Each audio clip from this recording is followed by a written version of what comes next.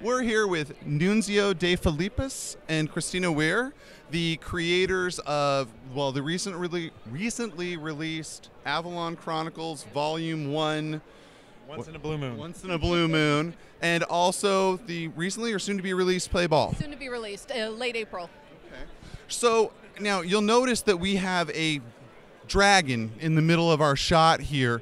Explain to us the importance of this dragon. It's not just here to cover up my ugly mug. No, this dragon has been with me since sophomore year of college, 1988.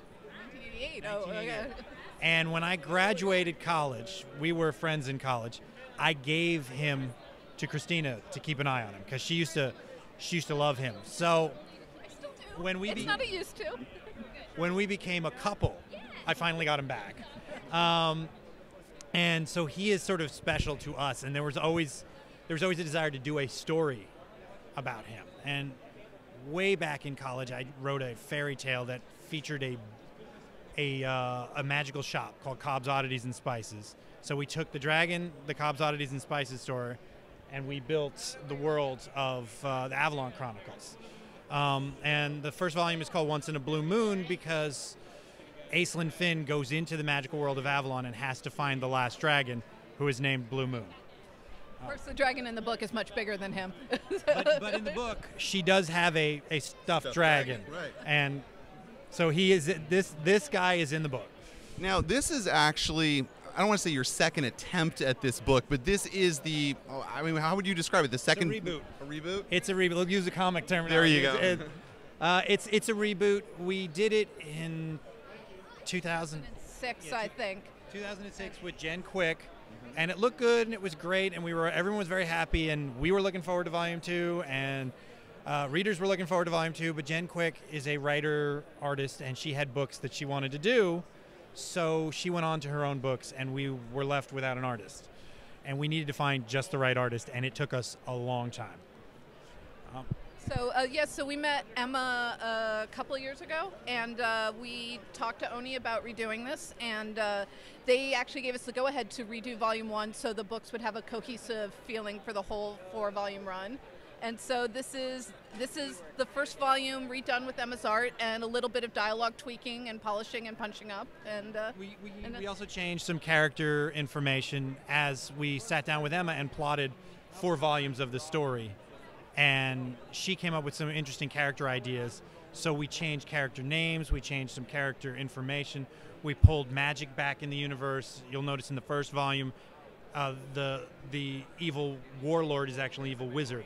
And we pulled it back so magic is much rarer in the universe. And that's directly from talking to Emma.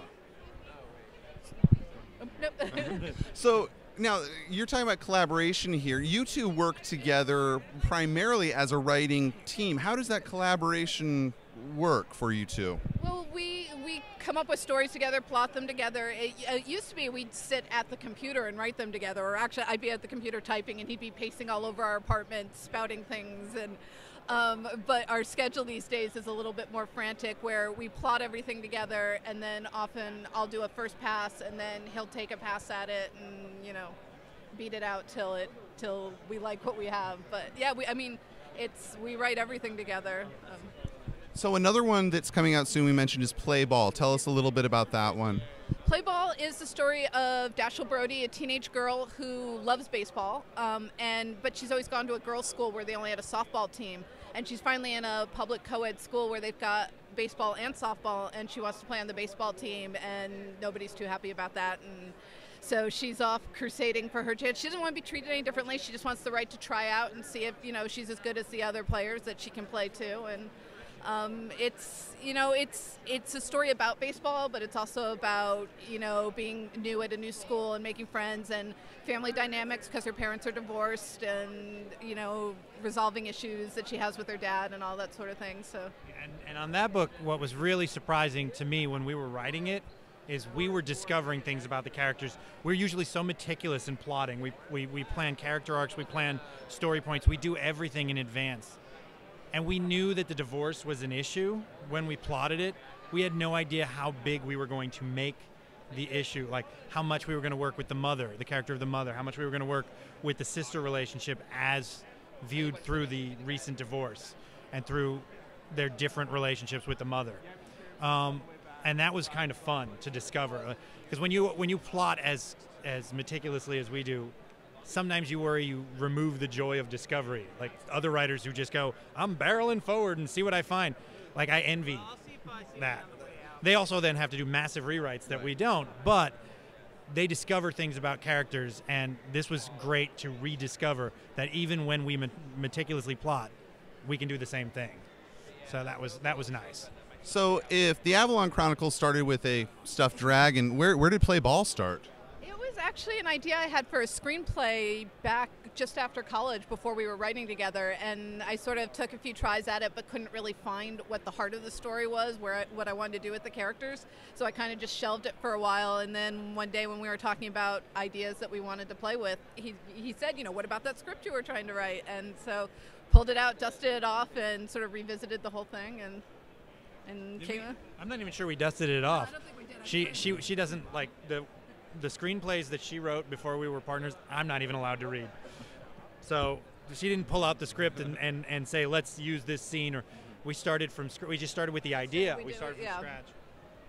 Also, the other thing is we're really good friends with Greg Rucka and Jen Van Meter, and their daughter, Dashiell, saw A League of Their Own and became obsessed with baseball. And this was just at the point where we were thinking, maybe we should use that idea again. And so I don't want to say we based the girl on Dashiell, but some of her personality traits are what we figured Dashiell would be when she got to high school. So if you read the book and you think, boy, that Dashiell's a handful, pity Jen and Greg. Because Dashiell is headstrong, brave, fierce, takes no prisoners, and we really wrote this Dashiell character because that's how we see Dashiell Rucka becoming. Now, the two books we've talked about so far have been, I don't know, sort of all ages or young adult fantasy, family friendly. So I just read The Secret History of D.B. Cooper, and in the back of that there is a preview of the next title coming out from you two, Bad Medicine, which not exactly a family friendly title here. Oh, no, not at all. Starts with a headless body and gets kind of creepier from there. And we definitely, in our scripts for Chris Mitten, we write things like, much gore and, blood here and intestines there. And we have one panel in a coming issue, and I don't want to spoil what it actually is, but someone gets killed in such a graphic way that when we described it in the panel description, the very next thing was just a standalone paragraph that just said, yuck. Now, this is kind of I don't want to say a return because it's not like you ever really left it, but to the murder mysteries, we talked before we came on camera about how I actually started reading you with Skinwalker way back, which had filleting of bodies and all sorts of things. What's more fun to write, the murder mysteries, because you have a couple of murder mysteries, All Saints Day and Past Lies. So you got a couple of murder mysteries, and then Lost and Found, the third book from Amy Devlin, that is being drawn now. It's been written. And I think it's probably set for 2013. So, but I would say for us it's fun to switch back and forth because there's a certain glee in a horror mystery, dead bodies here and everywhere. But there's something really fun about doing a fantasy world and, dragons flying through the air. And so I don't know that I have a favorite. I like being able to switch back and forth, which Oni is very accommodating about. Yeah, I don't see really DC letting you swing back and forth back like this. No, and the funny thing is, we still have a love of superheroes, and we occasionally go back to DC and Marvel and say, hey, you got anything for us? But we don't pursue it that vigorously because what we discovered is with New Mutants, New X-Men, that became what we were known for.